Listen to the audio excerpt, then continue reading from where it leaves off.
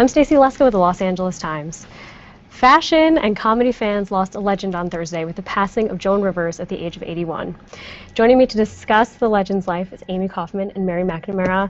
Thanks so much for joining me this afternoon, I guess, at this point. On a pretty sad occasion, though, for everyone. Amy, you really, lately, you got to spend a lot of time with Joan recently and did an amazing article about her. Do you want to talk about kind of what you learned about this amazing comedian? Sure. I mean, I had interviewed her a few times over the years, but it was literally, July the last time I saw her. Mm-hmm. She had a ton going on. She was filming Fashion Police. She had this new book coming out that was like a New York Times bestseller. She was filming her web series. She was just like back and forth from New York to LA all the time. Yeah. And so, and of course, as Joan Rivers does, she was in a lot of like scandals with celebrities. She was like always fighting with someone on Twitter or like bad-mouthing Lena Dunham for being obese.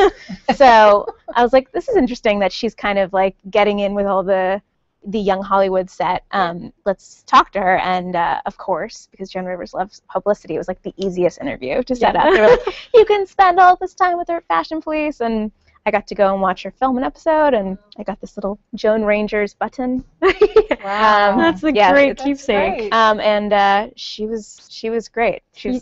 You had a really good tidbit actually in your article that her average fan was 22.7 years old, and the entire fan base in the show at Fashion Police was mostly men in their late 20s, early 30s. What do you think made her so popular with young people? Well, there was it was all young gay males, basically. And on Fashion Police, she's talking about people that young people pay attention to, Rihanna and, the cast of Girls. And it would be weird to hear certain things come out of her mouth when she'd be talking about, like, Flava Flav or like whoever was the taste of the month. Like she was up on all the celebrity news. She was telling me what websites she checked to find out who was got. I mean, she wasn't just like saying what people put in her mouth. She really was up on Kim Kardashian and Kanye and all this stuff. So I think people love that who are young.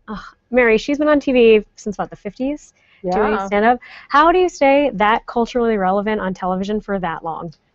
You become Joan Rivers, because I think she's the only one who really ever has. I mean, that's what's so amazing, to think about 20-year-olds and my kids who like only know her from the red carpet, from the fashion. And here's this woman who, I mean, she didn't like to be considered, a groundbreaker or a trailblazer, but she was. I mean, Lena Dunham wouldn't have existed without Joan Rivers. I mean, Joan Rivers was the, one of a handful, three, Toady Fields and Phyllis Diller and Joan Rivers were the female stand-up comics of their generation. And out of those three, Joan was the one who like just pushed the limits. She was raunchy. She said what she thought. She was very self-deprecating, but then she gave everybody else as good as she gave herself. I mean, she just, she ripped men. She ripped motherhood. She ripped, her neighbors. She ripped being Jewish. She ripped everything. I mean, nothing was off limits.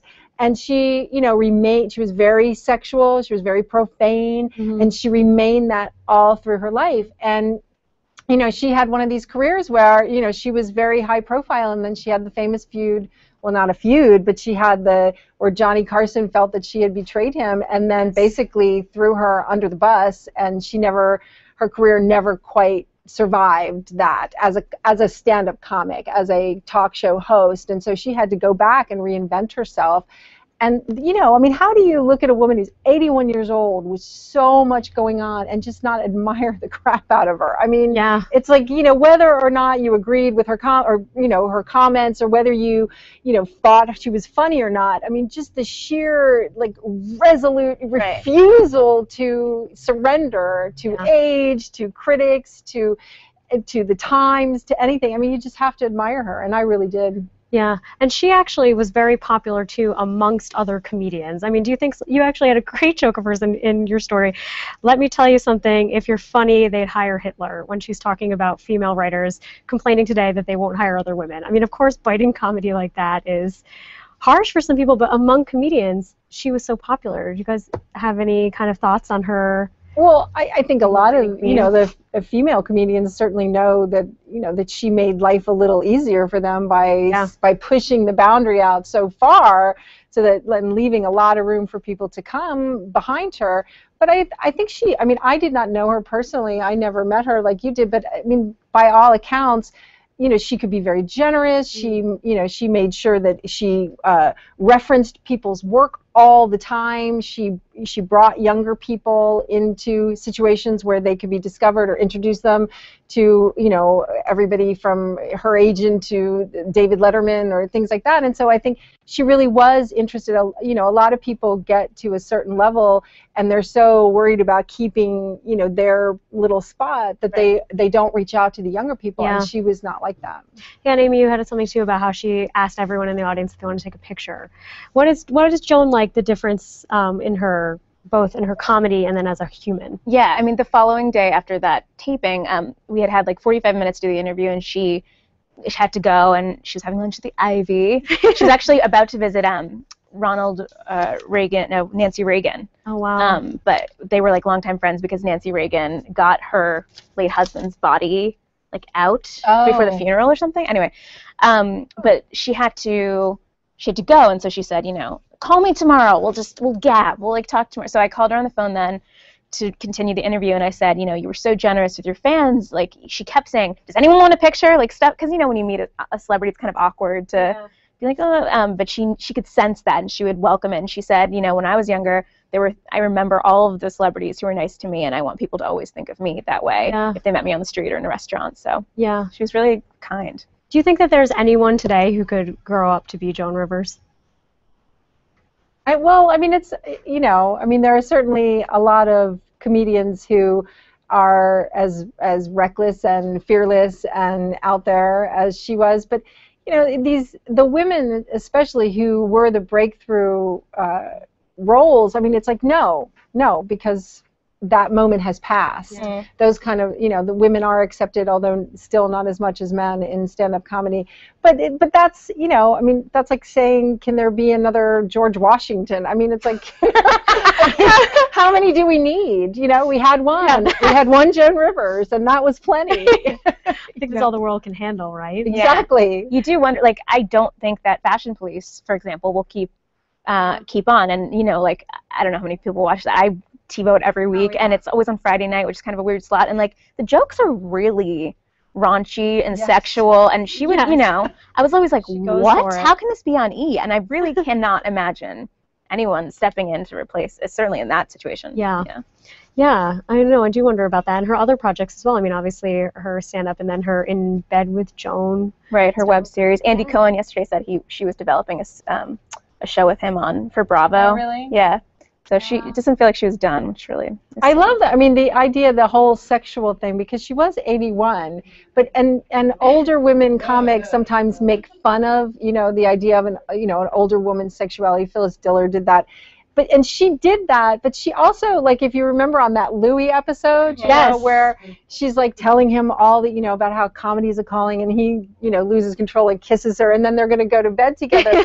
And she makes a joke about it, but they're going to go to bed together. Right. Do you know what I mean? It's like it's not, you know, impossible that Joan Rivers would sleep with Louis C.K. You know what I mean? I mean, in real life, probably it was, but I mean, I really appreciated that, this idea that, you know, here's this, you know, the idea of the profane grandma is something that we kind of always make fun of, but she was very vital and real. She wasn't, you know, she wasn't making fun of herself in that particular instance. That she was just saying, this is who I am. I'm not going to change because I'm old. You know, this is my comedy. But she was great too. I mean, she was on Twitter, obviously on YouTube. Like, she really just never lost in the interview, step. she was like, I love Vines. Like, Vines are my new thing. Like, she kept repeating, she's like, I love Vines. Vines are great. Vines. I was like, okay. So she was very adaptive.